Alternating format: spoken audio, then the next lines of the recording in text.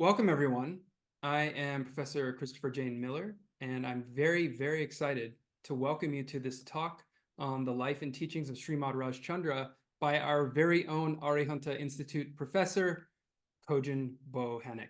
And what I'd like to do just before Professor Bohanec starts is read you Professor Bohanec's bio, very impressive bio, so you know who you're hearing from and who you're learning with today. And then I'm going to turn it over to Professor Bohanec, who will then run the event, give a presentation and a Q&A and discussion. There will be a discussion at the end and Q&A, so feel free to drop your questions and comments into the chat, into the Q&A box more precisely, actually.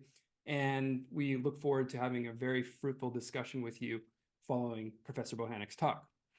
So Professor Cogen Bohanec currently holds the position of Assistant Professor in Sanskrit and Jain Studies at Arihanta Institute, where he teaches various courses on Jain philosophy and its applications. In addition, he is a visiting assistant professor at Claremont School of Theology, where he teaches Sanskrit and Gujarati, and that is in our collaborative MA program at CST. He's also taught numerous courses on South Asian culture and religions in Sanskrit language at the Graduate Theological Union in Berkeley. Dr. Bohanec specializes in the Jain and Hindu traditions, comparative Dharma traditions, philosophy of religion, theoethics, virtue ethics, and environmental and animal ethics in particular, Sanskrit language and literature, and he also has numerous publications in these areas, particularly in the fields of Jain and Hindu studies, amongst other disciplines. He has a PhD in historical and cultural studies of religion, with an emphasis in Hindu studies from the GTU, where his research emphasized ancient Indian languages, literature, and philosophical systems. He also holds an MA in Buddhist Studies from the Institute of Buddhist Studies at GTU, where his research primarily involved translation of Pali Buddhist scriptures in conversation with the philology of the Hindu Upanishads. He is the author of the very recently published Bhakti Ethics, Emotions and Love in Gaudiya Vaishnava Meta-Ethics with Lexington. It's an interdisciplinary study that frames traditional Hindu themes of eco-theology, eco-feminist theology, feminist care ethics, within a framework of virtue ethics in conversation with a bhakti-based psychology of emotions. Currently, Professor Bohanec is largely engaged in publication and research on various aspects of the Jain tradition, emphasizing translations and analyses of Jain, Sanskrit, Prakrit, and Gujarati texts, but is also publishing simultaneously academic works on various topics within the Hindu tradition. It gives me great pleasure to now turn the floor over to my colleague, Professor Cogen Bohanec. We look forward to hearing from you about the life and teachings of Śrīmad Rājcandra. Jai Jinendra. Jai Jinendra, everybody, and thank you so much for the lovely introduction, Dr. Miller. I appreciate that. It's always a little embarrassing to hear about oneself, but it's encouraging as well, too. So thank you for that introduction, and thank you to Arihanta Institute in particular for supporting this event and giving us a platform for these types of discussions that are really important in this world, because a lot of these ancient teachings, or even ancient religions from South Asia, they have a lot to say about our current status of the world today, and we'll really need to have a seat at the table in the discussion when it comes to some of our modern problems in the world, environmental problems, etc., ethical problems, animal exploitation, war, conflict, racism, colonialism. All of that are the big issues of our time, and it's very important to understand what South Asian traditions have to say about that. So in that regard, today I'm going to talk a little bit about the life and teachings of Śrīmad Rājcandra. We can think of him as a modern Jain saint, but we'll get into some of the details of that here. So I'll start off with some biographical points about Śrīmad Rājcandra. So starting with his early life, there's a lot of reason why he is believed to have this exalted status. He's a Sadguru. He's very spiritually exalted, a self-realized being, which is a very difficult thing to achieve, particularly in our current era, in our current status, our birth status, that is. And so he's believed to be very exalted in his spiritual achievements, his spiritual development and cultivation and realization. And so his followers look back to a lot of these events in his early life that give evidence of his exalted divine status, we might even say. So just so we know a little bit about him, he was born in 1867 and he left this world in 1901. His birth name was Raichand, or at least his parents renamed him the Raichand, and he goes by the more Sanskritic version, Rajchandra. And then the honorific that I'll be using, Śrīmad, and I'll usually just refer to him as Śrīmad, is an honorific that was added to his disciples posthumously after he left this world. But also his disciples will often refer to him as Pardam Kripala Dev, which is something like the Lord of the highest compassion or something like that. So you can see on this page, we have a couple images of his home that he grew up in, and also where he's from in Gujarat there as well too. So it's a little strange to talk about religious conversion, especially in the South Asian context, where mutually exclusive religious identities are not necessarily the norm. So for example, Śrīmad was born into a hybridized Jain and Vaishnav family. For those of you who don't know, Vaishnavism is a type of Hinduism. It's one of the Hindu theistic schools. And his mother was a Jain. She came from a Shvetambara background, and his father was Vaishnav, from a long lineage of Vaishnavas. There's main denominations of Vaishnavism in Gujarat. There's the bhakti-marga, and there's the Narayana sect. You know, there's various different sects, but really there's a broader sort of Vaishnava movement that we might refer to the Sant movement, which is various different Vaishnava saints. Actually, the word Sant is cognate with English saint, and it seems like his family was really kind of a little bit more non-denominational in their Vaishnavism, and was probably more attached to this Sant tradition.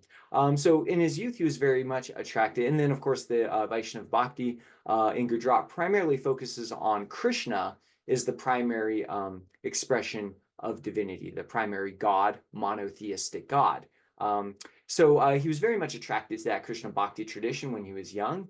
He was even initiated into that tradition and was given the neck beads, tulsi neck beads, that is customary for Vaishnavas to wear. And he really aspired to become a leader in the religious Vaishnav community when he was young. And initially, he kind of had problems with the non-theism of Jain tradition. So for those of you who don't know, Vaishnav traditions are monotheistic, where there's one supreme God, versus non-theism of the Jain tradition, where there's not one supreme being, but there's many different exalted beings who have achieved self-realization. With monotheism, generally you have a singular God who is never ensnared in the suffering of worldly life, of karma and samsara. God has always been beyond that because those things came from God. They're lower than God in a monotheistic structure.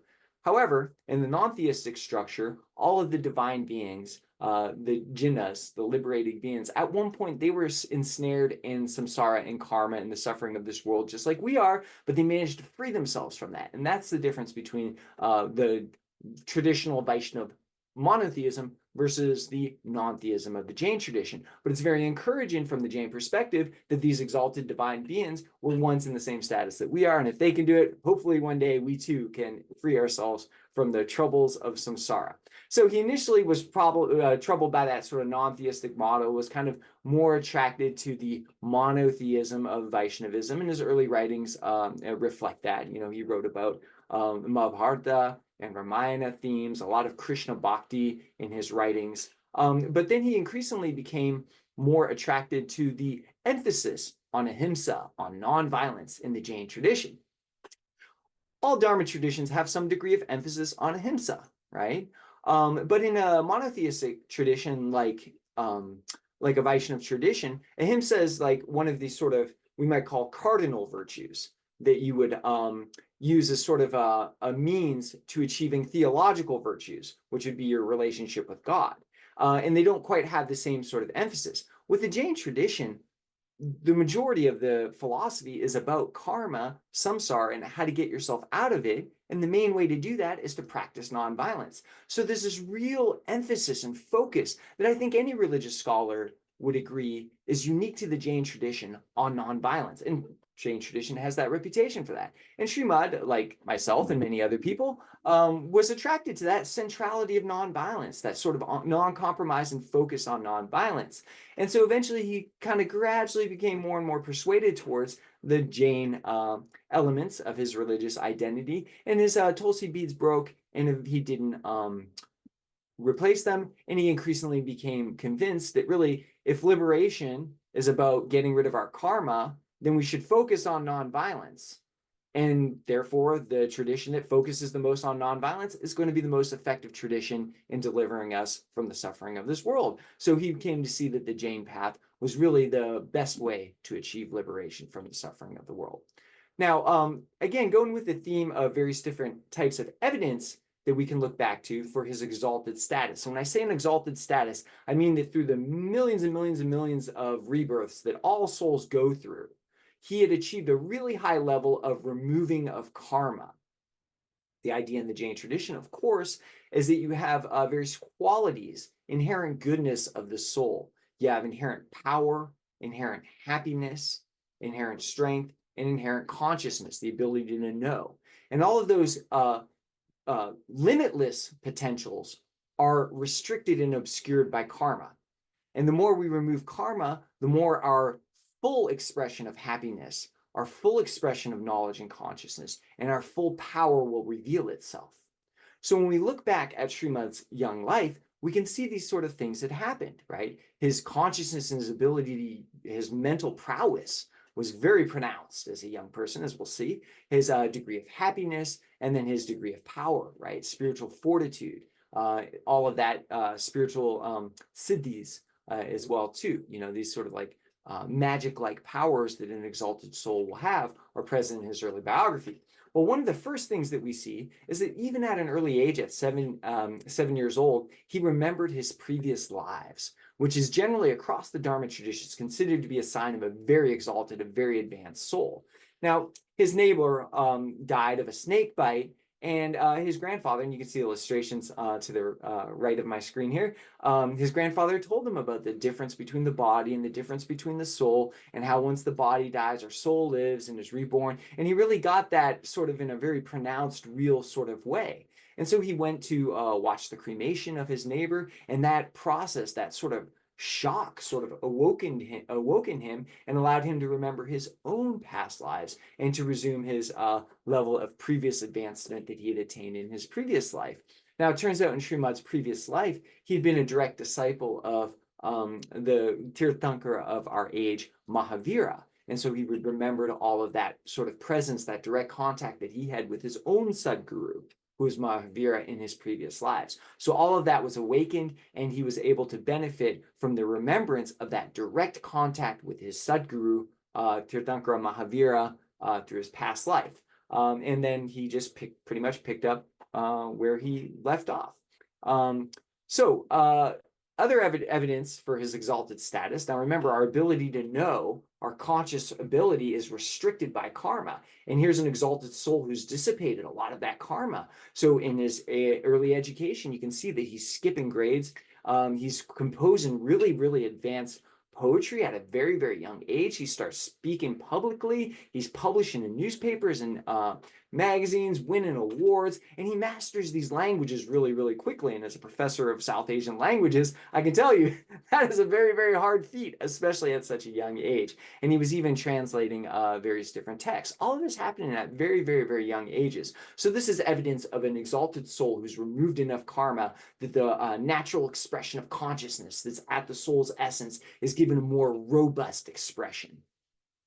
So this doesn't go unnoticed. People start to recognize this young man with all of this potential and all these things that he's doing. They start referring to him as Kavi, which means like poet, and he really starts moving. A lot of his earlier writings were around the Krishna Bhakti tradition, but he also starts moving by the time he's 16, really more towards the Jain tradition. Now, here's something that's really fascinating. If you don't know about Avadana, please, when you're done with this lecture, go to the Wikipedia page and read about it and just meditate on the profundity of traditional South Asian pedagogy. The ability to develop the human mind is just absolutely incredible. And this is one of the ways it's given an expression in South Asian cultures in various different regions. This is this practice of Avadana, right? Avadana is a task where you're able to multitask and do concurrently very, very difficult tasks. Like most of us couldn't even do one of these tasks at once, but somebody who's doing Avadana will do multiple levels of this. They'll do 10, they'll do 12, they'll do 20, they'll do 50, they'll do 100 tasks. There's even a couple people who've done 1,000 tasks. And these tasks involve improvising poetry, which with the complex metrical rules of Indian poetry, it's very, very hard to just improvise that. You know, it's not like you're just saying things that are rhyming. It's that you actually have to have a mathematical ratio of heavy syllables to light syllables and particular pattern. It's very, very, very difficult to do that. While you're doing that, you are getting distracted. You have to count a bell that's ringing. There's different puzzles. You might also be playing a game of chess. You have to answer questions in different languages, and somebody might throw a random set of words to you, and you have to rearrange them. And there's all these different things in the last several days. It's a very, very, very hard thing to do. And Śrīmad saw this when he was 16, quickly understood what was going on. And within a few days, 2 days later, he was doing a 12 level avadana, and he increased it up to 52, and he finally did 100 avadana, which makes him Shatavadana at the age of 20 in 1887. So Śrīmad Rājcandra, if you haven't done the math work yet, he lived a fairly short life. He died when he was about 34. So when I speak of his middle life, I mean, like, you know, in his 20s. It's, early 20s, because it is such a short life. So he gets married at the age of 20. So by the time he's 20, he renounces the avadana process. He gets married because this is an arrangement between his families. It's his sort of duty, his obligation to his society and to his family. And he just kind of accepted it as ordained by his past karma. I think the calculus here goes that if you refuse the marriage, you end up doing more harm than if you accept the marriage, right? So accepting the marriage seemed to be the path of least violence. But he managed to maintain that sort of ideal equanimous mental equanimity around it, where he wasn't getting married because of sexual attraction and desire and those sort of obstacles that create karma. But he was doing this more as a equiposed sort of expression of his family and social duties.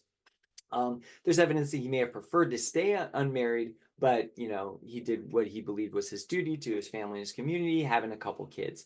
Now, there's a certain tension that we see in Śrīmad's life, where in the Jain tradition, really, society is structured into two. You have mendicants who've renounced all worldly possessions, all worldly passions, marriage, everything else. And then you have the laity who have jobs, and they purify their karma by giving to the mendicants.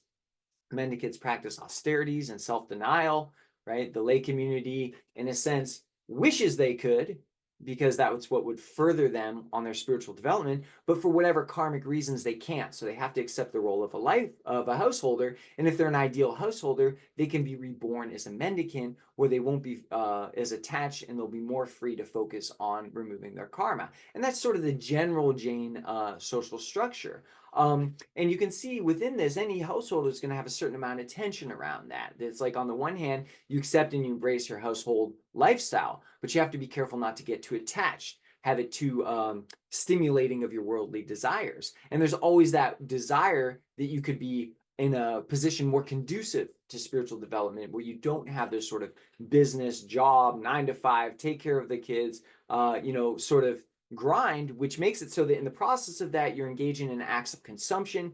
All acts of consumption involve some kind of violence on the supply chain, so you're accumulating more karma. So there's always a certain tension that we might feel as a Jain householder, and we can really see this tension with Śrīmad, but he navigates it ideally without having to eschew his worldly responsibilities by walking away from his family, right? He does his worldly responsibilities, but he maintains the ideal sort of mental equanimity of a mendicant. So he's able to really embody this tension in an ideal way that makes him even more exalted than perhaps other mendicants. And this is something I think that is really appealing to followers of Śrīmad, because it's primarily a lay tradition. And a lot of lay followers are like, look, my dharma, my karma has led me to live this lay lifestyle, but you know what? I can still have the mental equipoise of a mendicant, because Śrīmad did. And so if he could do it, so too can I. And so this is really why he's such a relatable figure. So he starts to have these sort of movements and more greater inclinations towards his renunciation. It was always internally within him. He's renounced no matter what he has to do. But he starts sort of externalizing that renunciation a little bit more. So he stops participating in the avadana because there's too much fame, too much karma involved in that. You know, people want to contact him, people want to talk to him. It's going to inflate his ego, right? So he stops with that. He was also a renowned astrologer, so he renounced that, and he also renounced his successful gem business. He allowed it to run, but he didn't like really actively engage in it as much. And he eventually becomes more and more frustrated by the public attention because it was a distraction towards his spiritual life, because he mostly wanted to focus on engaging in austerities, meditation, being in solitary, and those types of spiritual practice. And there's a possibility that he might have been wanting to become a mendicant, but that may not have been something that his parents approved of, which again would then create bad karma if he did it anyway. So you have to respect the obligations you have to your family. So let's talk a little bit about his writings. This will kind of overlap with our next section. I think possibly we could say that the two main writings that he wrote is when he was 20 years old. Again, this is the time that he renounced the Avadanas and he got married. He wrote the Mokshamala, right? It's a very accessible text. It's not overly technical. Shameless plug here. I teach a two-part course on the Mokshamala on the Arihanta website. So we go through that very systematically. I've been translating it from Gujarati as well. And it's a very nice, manual. It really takes you through the process and gives you the essential teachings you need to be engaged on the spiritual practice. Now, at 29 years old, and this is getting later in his life, he writes the Atma Siddhi Shastra. And oh yeah, shameless self-plug, I also teach a course on the Atma Siddhi Shastra on the Arihanta website. You can take that as well too. I translated that. But he writes this amazing, incredibly intricate, systematic, comprehensive treatise, spiritual treatise. He does it in a single sitting in less than 2 hours while one of his disciples is holding a lantern. You can see that that's memorialized there. And he has a lot of other notable works that get accumulated into the Vachanamritas, a text that's a compilation of a lot of these types of resources. But it's just to say that there's a lot of things that he wrote. He is a prolific writer, so there's a lot of resources for his disciples. And it's also important that he did translations of both in Jain tradition. There's two main sects, the Digambaras and Svetambaras, and he translates and takes from both of those schools because he's very non-sectarian minded, which we'll see as one of the main characteristics of his teachings. Okay, so I mentioned that Śrīmad attained self-realization. And afterwards, he wrote the Atma Siddhi Shastra. So that's a particularly treasured text because this is the words of a Sadguru who's attained self-realization. Now, let's talk a little bit about what self-realization means, because this is an English term, and how it's related to traditional Indian concepts. It takes a little bit of unpacking, but really self-realization is a technical term that's used by Śrīmad followers in English. They describe their aspiration to achieve self-realization. So he achieved self-realization in 1896. Before he composed the Atma Siddhi Shastra in 1896, he'd already achieved self-realization in 1890. And the central message of the text is that before you get liberation, that is, before you're free from all karma and you forever leave the suffering of the material world, before that can happen, you have to have a pure and direct realization of the essence of your soul, what your soul feels like, uncovered and unrestricted by karma, right? And that becomes the central message in the Atma Siddhi Shastra. And to do that, you actually need a guide. You need a spiritual guide. You need a Sadguru, somebody you have direct contact with, pratyaksha jnana, somebody you have direct contact with who can show you the way. It's through their instruction. So that's really what the Atma Siddhi Shastra focuses around. It's the idea that, we'll aspire to liberation, yes, but let's aspire to a more immediate goal of realizing the conscious, happy, powerful essence that is our soul. So he was 23 years old when he had this realization, and it happened while he was meditating under a mango tree, which is an amazing process. I highly recommend it, and there's been a memorial shrine that's depicted to that. Okay, so this is a fairly verbose slide, but the concept here is pretty basic. Many of you who have familiarity with the Jain tradition may identify exactly what's going on here immediately. In Jain tradition, there's 14 different levels of soteriology, of your spiritual progression before you're liberated. And I've just laid those out there on the right, 14 of these levels, all right? And, disciples might disagree on what level Śrīmad is at and at what level you have to be to get this realization of self-realization. But by his autobiography, it's clear that he reveals himself. He has a sort of revelation of his exalted status, where he mentions he's at least the seventh gunasthana, and he's also very, very close to the top, level 14, Kevalajnana. He also mentions that he only has one more life before liberation. All right? Now, that's significant. In the Jain tradition, most of us are going to be reborn, I don't know, millions of times before we get to be liberated, right? There's only 24 Tirthankaras in a very, very expansive period of time. The Avasarpani and Utsarpani's periods of time, there's only 24 Tirthankaras who become liberated, and the rest of the billions and millions and millions of beings, probably not for a while. And oh, by the way, the 24 Tirthankaras for our next, cycle of time have already been accounted for. So most of us are going to be reborn a lot before we get liberated.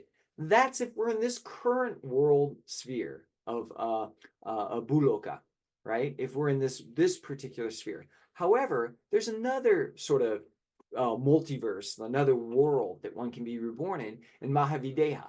One of the difficult things in Buloka about getting liberated is that the Tirthankara, the teacher who's about to be liberated, who teaches us all and then becomes liberated, that teacher is very rare. There's only 24 of them in hundreds and hundreds of thousands of years, right? So our chances of coming in direct contact with them is very unlikely. And then we have to rely on Shastras, which will be problematic because they are written and they're conveyed generation after generation. And they're actually problematic probably more because of our own ability to understand them. We project our egos onto sacred texts, and then we end up worshiping our egos. So it's really important that you have a direct relationship with a Sadguru, right, if you're going to get liberation. So this realm of Mahāvīra, while there's only 24 Tirthankaras every so often, long periods of times in our current world, in Buloka, you can be reborn in this realm called Mahāvīra, which is a lot like our world. There's people who are suffering. Not everybody's getting liberated, but it has this one advantage that there's always a Sadguru, always a Tirthankara. And so it's believed that if Śrīmad has only one more life before liberation, he was probably reborn in Mahāvīra. And at that point, he's going to have this contact with a Tirthankara there. He'll have that contact necessary, and he'll be liberated after his next life in Mahāvīra. So that's just some examples of like what we're specifically talking about when we talk about self-realization. It's that you've moved high enough on this 14-level chart to have experienced your soul, and that means that you're headed in the right direction. Okay, so there's various different terms. Self-realization is how followers will describe it in English, right? And this could be a translation of multiple different terms. Samyak Dardarshana, which is one of the Ratnatraya of the Jain Moksha Marga, if you're familiar with it. And it's usually considered to be at the level of the fourth Gunasthana. However, what your goal is your goal is to get a brief, quick experience of self-realization at the fourth level, the Gunasthana, and then to try to increase the duration and the length of that experience of your own soul. So it becomes more and more frequent, so you're moving higher and higher on that 14-level Gunasthana. So your initial flash will be at the fourth level, okay? And so also Śrīmad believed very strongly that you should have an experience of self-realization before one becomes a mendicant. And this becomes important because one of the characteristics of the Śrīmad movement is that he criticizes the current mendicant order because a lot of them have not achieved a high enough level of self-realization to justify becoming a mendicant. There's the erroneous belief that if I become a mendicant, then I'll realize self-realization. But according to Śrīmad, you have self-realization, then you become a mendicant. And if people who are not qualified become mendicants as teachers, then problems in the tradition occur, particularly sectarianism. So that's just a little bit foreshadowing. Okay, so let's talk about Śrīmad's later life. And again, this is a very young age because he leaves this world at 34. But it's also important to mention his influence on Mahatma Gandhi. While he's in his 20s, they met. Gandhi was in South Africa, and they exchanged a lot of letters. Now, the critical thing here is that Mahatma Gandhi had studied in England to become a barrister, right? Kind of like a lawyer. And then he practiced in South Africa.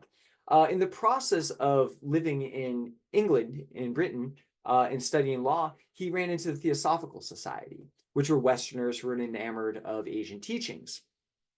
And he felt very ashamed that he didn't know the Bhagavad Gita. And some people were even trying to convince him that Christianity was superior, Islam was superior, all these things were superior. And so we had this crisis of faith. What is the path that I should be on? And so he writes Śrīmad Rājcandra, a series of letters throughout Śrīmad's life. And interestingly enough, Śrīmad did not encourage him to be a Jain. He told him to remain a Vaishnav and that the Vedic path would be sufficient to lead him on liberation. In the process, Śrīmad did mention the philosophical reservations about monotheism, issues of theodicy that you would find in any argument against monotheism. But he became very influential to Mahatma Gandhi, particularly Gandhi's focus on ahimsa. A lot of that was inspired by his contact with Śrīmad Rājcandra. And so he refers to him, Śrīmad, as a spiritual guide in a time of spiritual crisis. And we see that Mahatma Gandhi transforms the world in the 20th century, not just Indian independence, but Gandhi articulated a strategy, a principle of nonviolence that is the governing principle of the human soul in its relationship to the cosmos, the very essence of what we are as human beings, and how accessing that can give one an ability to wield immense power, and that power can be used in social circumstances. And that efficacy of Gandhi's principle of nonviolence actually, because it was effective, becomes evidence for the veracity, the truthfulness of Jain truth claims, right? And then Gandhi's model gets emulated all over the 20th century by pro-democracy movements. We can see Gandhian strategies in the Poland Solidarity movement and South African anti-apartheid. Martin Luther King very explicitly referenced Gandhi, and you could see all the Gandhian influence in the American Civil Rights Movement, etc. So this is a way that we can see that Jain traditions have been brought to the world and have influenced and transformed the 20th century, right? And that's really one of the reasons why Gandhi is really exalted by a lot of Jains, and particularly in the Jain tradition. But it's through Gandhi credited in Śrīmad that actually Śrīmad becomes perhaps most famous. Okay, so of course there's its incongruence. He moves more and more towards renunciation. And also his disciples start having reports of self-realization. He starts to withdraw from household life, spend an increasing time in solidarity, takes a vow of celibacy, etc. Right? And starts following these customs as a mendicant. Now here's a critical moment. So a lot of my scholarship focuses on Agas Ashram, which was founded by Laluji. And arguably, I mean, Laluji was at least one of the most important disciples of Śrīmad. And this is because Laluji was a traditional Jain mendicant. And when Śrīmad was in Kambat, he was explaining Jain scriptures to mendicants, which is very, very counter-normative for a layperson to be explaining scriptures to mendicants. But the mendicants were so impressed by him. And Laluji went to his current guru and said, hey, I want to accept Śrīmad as my guru. And so he became one of Śrīmad's most prominent disciples. He traveled all over teaching Śrīmad's teachings, and he established Agas ashrams, which becomes a very, very orthodox center for Śrīmad's teachings. He eventually gets frustrated with Jain mendicant restrictions that prevented him from being close to Śrīmad, so he removes his mupati, his traditional Jain face covering, and becomes a full-time follower. Now, when people see this, they see that a Jain mendicant is now following a householder. It gives a lot of esteem to Śrīmad. Now, you see these pictures of Śrīmad. There are only 2 official pictures taken of him. He's very skinny. There's a sort of tension here. He had a digestive order. He was very, very ill. His weight went from 65 to 45 pounds. And the tradition in Jain custom is that when you become very, very advanced, you fast to death. So you no longer accept the karma that is involved with eating, right? And scholars say that this was not salekana, this was due to his digestive disorder, and his writings might reflect that. However, it's hard to ignore the fact that he was living a renunciate life. He was practicing severe austerities. Maybe he could have healed had he been eating more properly and not living such an austere life. And in that sense, maybe his denial did have a main part in his dying. So I think a lot of people say it was not Kśayika proper. It was because he was sick. And I think there's, that's persuasive. But personally, I wouldn't deny, I would be careful not to overlook the fact that his death was likely a result of his austerity as well. And therefore, it's at least somewhat conceptually related to Kśayika, but that can be debated. So let's talk about some of the main characteristics of his legacy. I've isolated basically 4 different characteristics of Śrīmad's traditions. That is the various different schools that have followed from his teachings. One is the emphasis on self-realization and the idea that we can get liberated soon. It's not a billion lifetimes away. We can actually follow the process that Śrīmad did and expect liberation within 15 lifetimes. It's also a lay movement. It's predominantly lay. It's not run and directed by mendicants. The mendicants are not the main teachers, like mainstream Jainism might be. It's also a guru bhakti movement. The main key to attain and self-realization is having that pratyaksha jnana, that direct association with the Sadguru, which we can in this era because we have photographs of Śrīmad. So we can have his darshan, pratyaksha jnana, right? We can read his writings that just happened. They're exactly how he wrote them. So we can have that pratyaksha direct contact with the Sadguru. And that has to be predicated by bhakti, right? Devotional sort of commitment, maybe even an emotional commitment to one's guru. And then it's non-sectarian nature, that Śrīmad encouraged his followers to practice at the Gambara and Svetāmbara temples, to follow icon worship and respect the non-icon. He really believed that sectarianism was a function of a sort of degeneration in the Jain tradition, and in that sense, he's something of a revivalist, to try to revive the original teachings of Mahāvīra. So we can look at some of the details a little bit more in this. I'll probably give this another 10 minutes or so before we break for questions. So let's talk about this first characteristic, this idea that you're going to attain, you're aspiring for this imminent goal, like it's right there on the horizon, that you can, in this life, achieve self-realization, which can then propel you in less than 15 lives to liberation, as opposed to the millions and millions and millions of lifetimes that, a lot of mainstream Jainism may teach, right? So he didn't claim to be liberated. Śrīmad did not claim to be liberated. He's not believed to have been liberated. It's just that he's had this intense, prolonged, enduring self-realization effect, which means that he's going to be liberated in his next life. And if he could do it, we can too. Maybe not to the extent of Śrīmad, but we can at least get on that path. All right. So again, I mentioned that self-realization is a direct experience of the inner potential of the soul, right, which is normally restricted by karma. And once one has had that self-realization experience, we realize they're at a different ontological level. They're now at this 4th gunasthana level, right? They're able to perceive reality in a different way. They're forever transformed by that experience, right? Still bound by karma, but that process of karmic reduction is well on its way, and one can expect to be liberated in about 15 lifetimes. All right.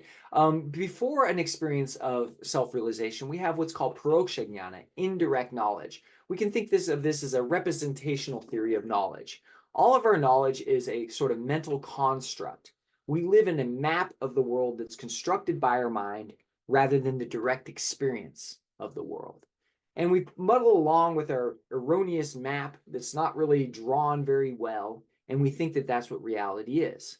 However, once you've had the experience of self-realization, that map kind of dissolves and you experience reality as it is. It's like the difference between knowing a city through a map or knowing a city because you know your way around directly, right? So your knowledge is transformed from being intellectual to being actual experiential. It's a direct link between knower and knower, is a synthesis. Your consciousness is actually merging with reality around you, is touching reality around you. And this creates a sense of unbound energy, unbound happiness, and unbound consciousness. All right. So this also, when somebody has had this, it bestows a certain sense of religious authority on them, right? So this is one of the main reasons for Śrīmad's religious authority. You know, the various different exalted things we see in his history and his early life, but we can also see a main expression of Guru Bhakti to Śrīmad are these stories that are told about these amazing things that he was able to achieve, and that is evidence of his self-realization. So once one becomes a self-realized person, they are now eligible to be a true guru rather than a false guru. And this is one of the things that in the Atma Siddhi Shastra, Śrīmad is very clear in denouncing these false gurus that are based on sectarianism, based on just like whatever your family is, but haven't actually achieved the status. Okay. Now, a second characteristic of Śrīmad's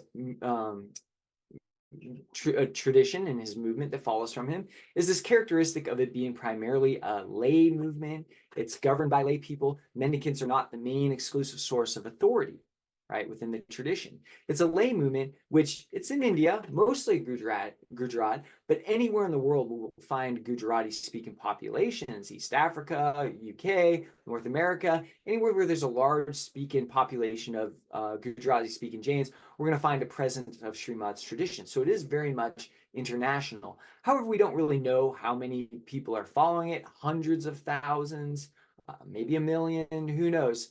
And a lot of them are people who are born in Jain traditions. Some of them may be born in a Śrīmad traditions where their parents or their grandparents were followers of Śrīmad, or they may be just from a general Jain tradition. And because of their exposure to Śrīmad, they find those teachings very persuasive for some of the reasons that we mentioned, the impending, the closeness of self-realization, the attainability of liberation might be very appealing. Also, that ability to have a high spiritual status as a householder. Because remember, people who live all over the world are householders because Jain mendicants are not allowed to travel, right? So these are some of the reasons why it becomes a predominantly lay movement, right? Now, that being said, we can also consider this orthodox Jainism. Like, this isn't a new sect, right?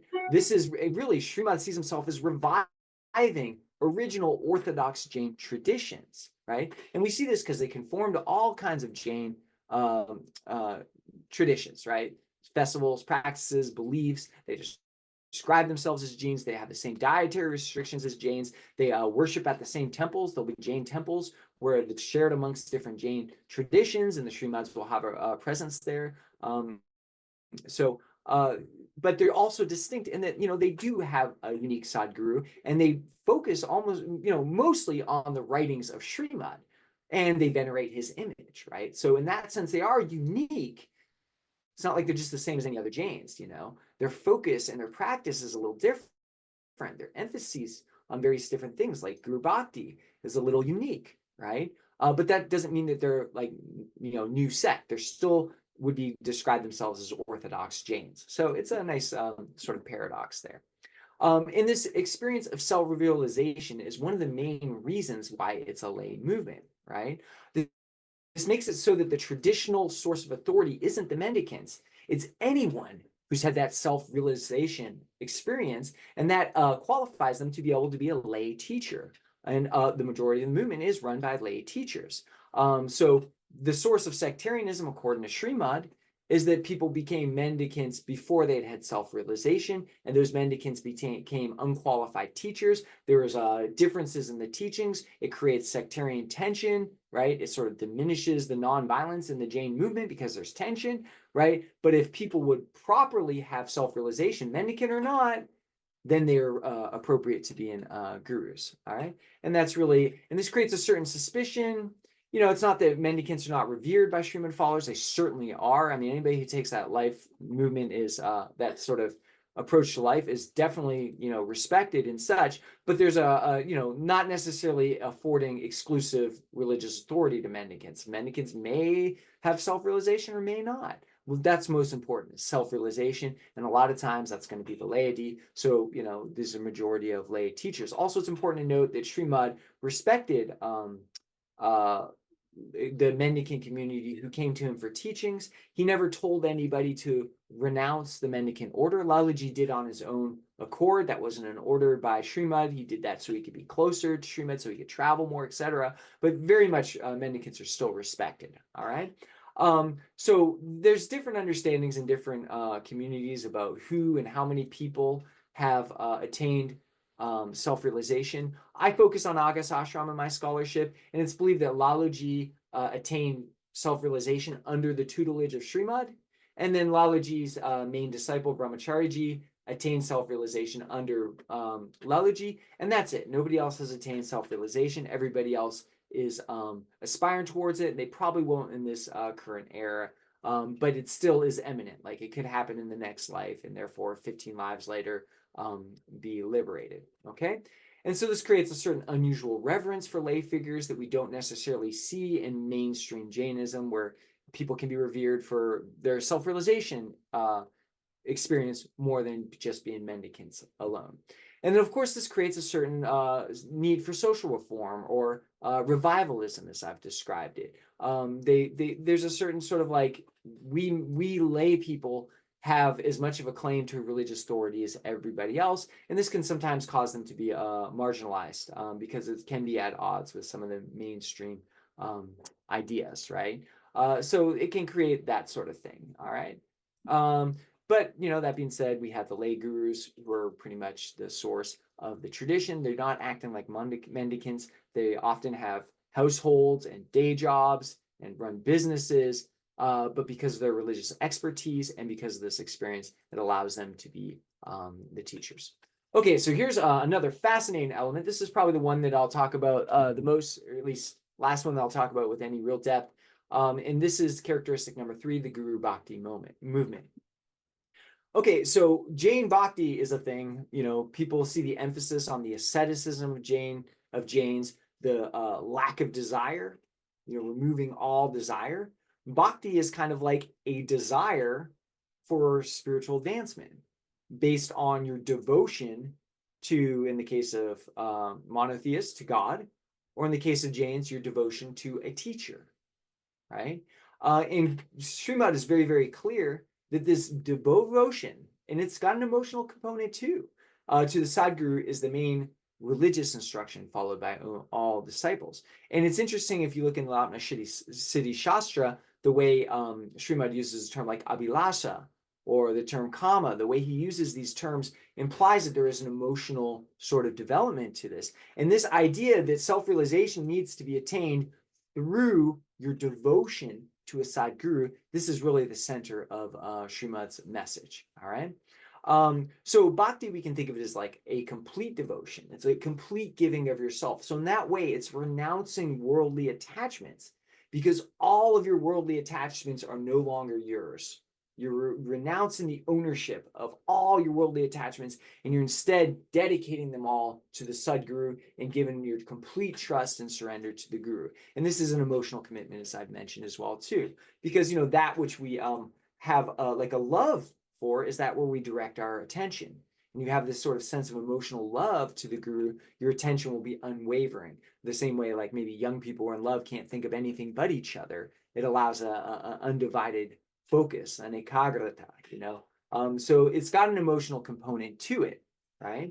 And this is not necessarily unique to the to Śrīmad's tradition. There's bhakti all over the Jain tradition. I don't know if you can see this book right here that I edited. It's Contemplative Practices in the Jain Tradition. There's several chapters in this book that talk about Jain bhakti. But the difference really is that in a monotheistic tradition, you love God, and then God will, remove your sins, or God will remove your karma, or God will otherwise reach down and pull you up. There's that sort of reciprocity. With Jain Bhakti, you don't really expect that, because the object of your devotion is free from desire. They're completely unattached. So your bhakti isn't predicated on receiving grace in the sense that they're going to help you. The grace is that they really create a perfect example for you to follow, right? Or they tell you what to do. So it's reciprocated in that, like, you have like this emotional commitment to them. They don't respond with an emotional commitment. They're beyond that, right? But they will reciprocate by creating ajna, like different things.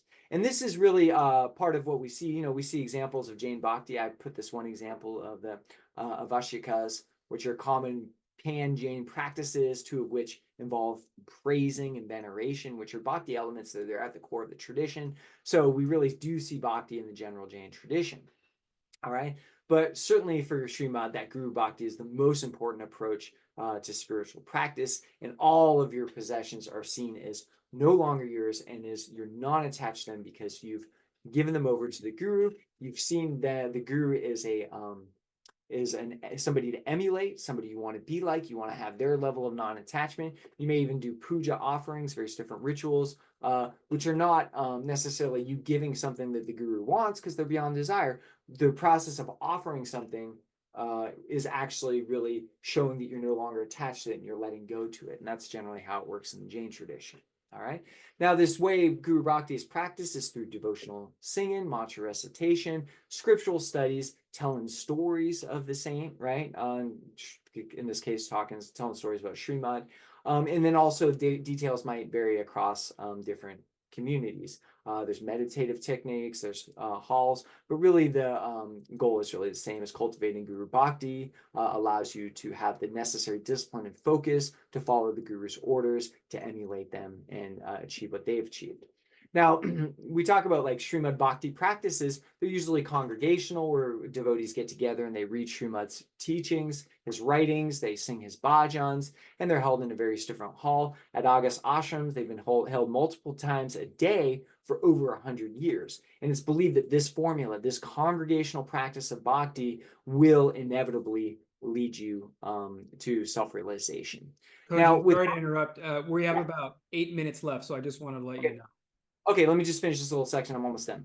So the goal of the bhakti is to really develop this mood of worship and this sentiment which will direct you in that way. And I think, and the last important point I'll make is that the mood and the emotional connection that you have to your guru is seen to be of instrumental value. It's not like that's what you're going for as the end. You use that mood, that emotional cultivation as a means to an end, and eventually you yourself become unattached. Okay, and so those are kind of like the main characteristics of the movement. The last one that I have is the non-sectarianism. I've already made enough points about that I don't need to go over that. And then we can conclude here by just talking about the various different ways that Śrīmad is an ideal saint. And there's plenty of evidence in his life and his teachings for his devotees to proportion their belief to the evidence. There's evidence that he's an exalted being, and therefore we can believe in him, have faith in him, have Guru Bhakti towards him, and expect ourselves to achieve self-realization as well.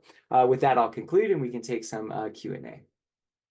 Thank you so much, Professor Bohanec, for a wonderful and comprehensive presentation on the life and teachings of Śrīmad Rājcandra. We do have a number of questions. We have a little less than 10 minutes, so maybe I'll fire them off to you, so to speak, and then you can answer for our audience. So let me begin. We had Rohini Pragya Samaniji, who said, I got a couple of questions.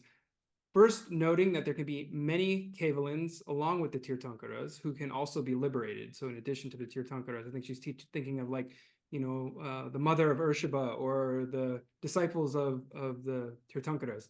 So her question is it not that many souls that can attain liberation? Meaning, aren't there more than the Tirthankaras that can attain liberation? Oh, yeah, nice to hear from you, Samaniji. It's nice I'm glad that you attended. I think your question answers itself. Yes, the answer is yes. There's more souls that can achieve liberation.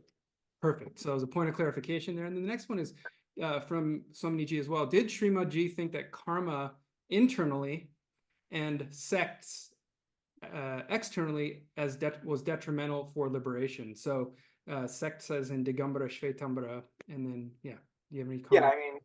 As I said, obviously he's like an orthodox Jain, so like any other Jain, the belief is that karma inhibits your ability to achieve liberation or self-realization, and that sectarianism is problematic, right? So he encourages followers to participate in all sects and to not have a sectarian identity, because he believes sectarianism itself was a function of people teaching above their adhikar. Somebody who's not had a high enough level of realization And that's what created sectarianism, is the people, the custodians of the tradition, as it were, had not achieved the high enough level of self-realization to be passing the teachings on. And that's how the discrepancies, because if you think about it, truth is one, right? And if we have different opinions that are mutually exclusive on truth, there's a problem. The truth is not being fully realized, because if truth is one, we will see the same thing if we both are on equal level. But the fact that people are mistaken allows the truth to be understood differently in conflicting ways, but truth doesn't conflict itself. So that's definitely a function of people not having the tradition. Now, of course, he sees this himself as rectifying this as a revivalist, because he's going all the way back to Lord Mahāvīra, because he was a direct disciple and he had that Jati Smarana experience where he remembered that connection. So he's sort of bringing back the authentic teachings of Mahāvīra, which are not sectarian. I hope that answers. Wonderful. Yeah, and here's a really good one based on all of the studies you've done of all the Dharma traditions from Ashai Modi. Can you share more about self-realization and what it means, particularly how it may or may not differ from concepts like awakening or enlightenment in other traditions? So I think this is kind of a comparison between what we're encountering in the Jain tradition and maybe Buddhism, Hinduism. Yeah, well, Big question. So it's tricky. Yes, it is a good question, but I think a lot of the problem there is linguistic. And that is that the term self-realization is an English term. And so you can use it to translate, I don't know, 100 different Sanskrit terms. And in each different tradition, it's going to mean something similar. Like your self-realization in most Buddhist traditions will not mean that you're realizing a self. It means that you realize that there is no self. There is no single soul, right? So, it's not that Buddhists won't use the term self-realization. It's just, your realization is actually no self.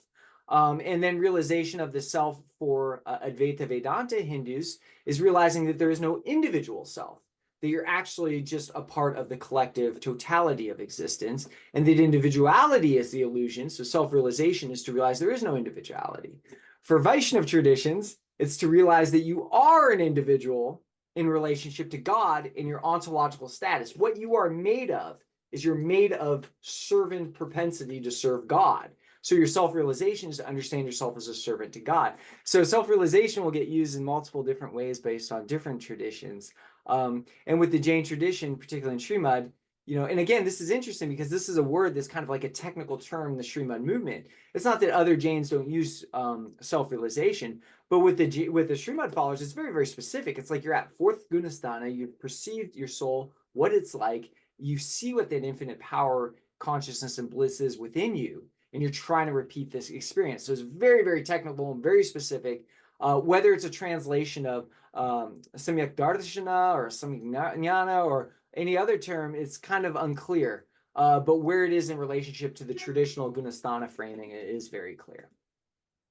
Thank you for that. Here's a quick question from Nicole Corrado. Can a woman be a mendicant in the Jain tradition? Yeah, absolutely.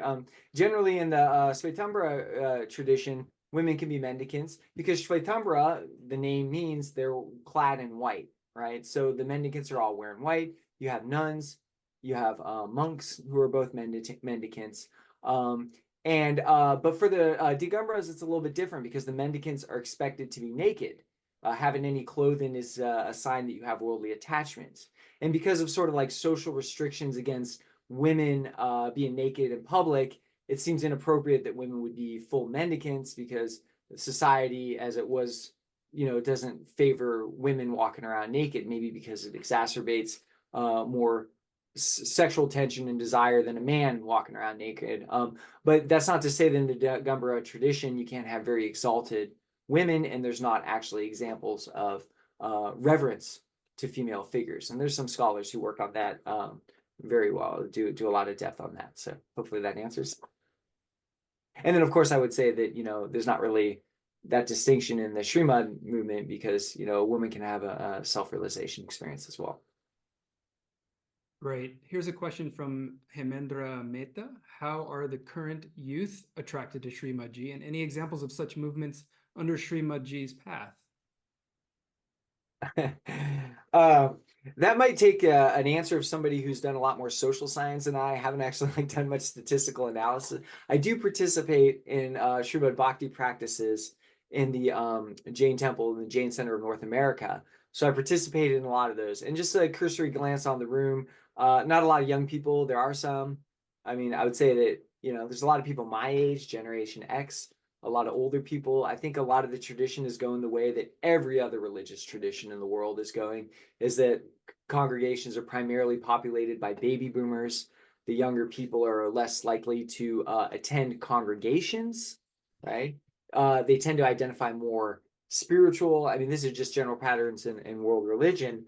And then there's the sort of frustration, particularly in South Asian religious traditions in the diaspora, of why the children won't participate in the religion and believe less, and then the grandchildren just don't even like have anything to do with it. So it seems like, the best way to sort of diminish a tradition is to move to the West and start having children. So that's a point of frustration a lot of Dharma traditions are trying to address. I trained in a Shin Buddhist seminary, Japanese Buddhist seminary as well, and they had the exact same conversations that I hear in Hindu communities or Jain communities about, like, how do we reach the young people? How do we get them interested in the religion? I tend to think there's got to be some sort of way of reaching young people that maybe doesn't involve traditional congregations. But then we'll notice that if the yoga movement, modern yoga movement, can be considered a modern church movement, it seems to attract young people in a way that's spiritual that traditional congregations don't. So personally, I don't really know what can be modeled on that.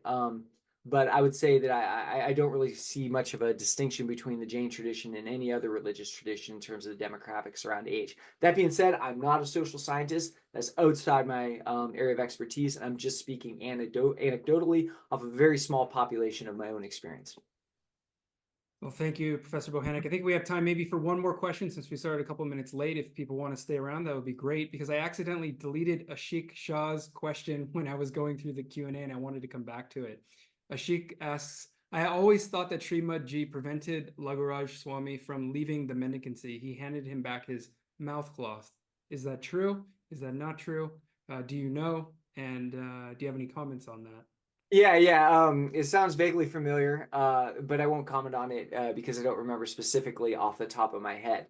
But if that's what you've heard, it's probably true. It does sound vaguely familiar, but yeah, sorry if I don't have that level of detail right off the cuff for you. No problem. I just thought I would mention it because I accidentally deleted it. I apologize for that, Ashik. Thank you for the questions. There are a few other questions, comments, a lot of love coming into the Q&A. Thanking you and really appreciating your work. Those people may get in touch with Professor Bohanec.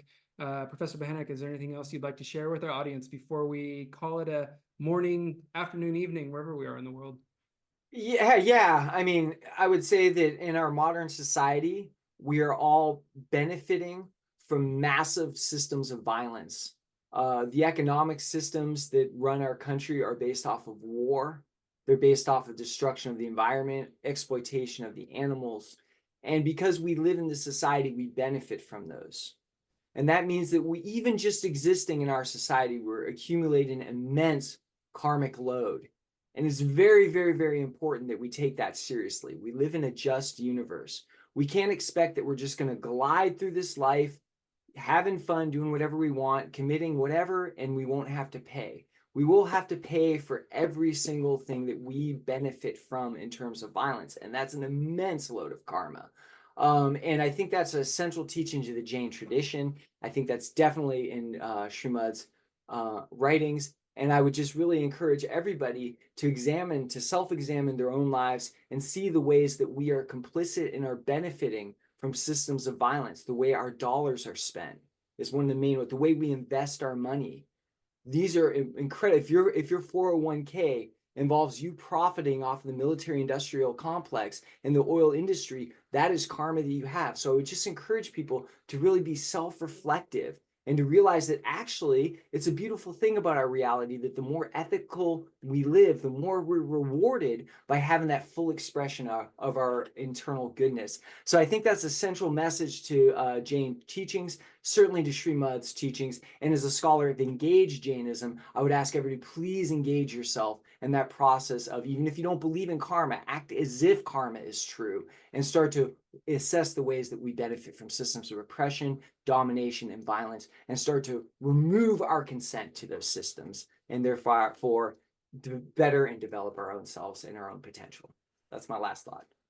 a beautiful message to end on that ties together so well, not only the teachings of Śrīmad Rājcandra, but the fundamental principles of the Jain tradition with things that are actually happening right now all around us all the time. And so we thank you so much, Professor Bohanec, for masterfully weaving all of these topics together and for sharing with us the life and teachings of Śrīmad Rājcandra. We want to thank our audience for coming. This recording will be available soon. And of course, we want to say to you, Jai Jinendra. Jai Jinendra, thank you very much, everyone. Thank you, Dr. Miller, and thank you, Arihanta Institute.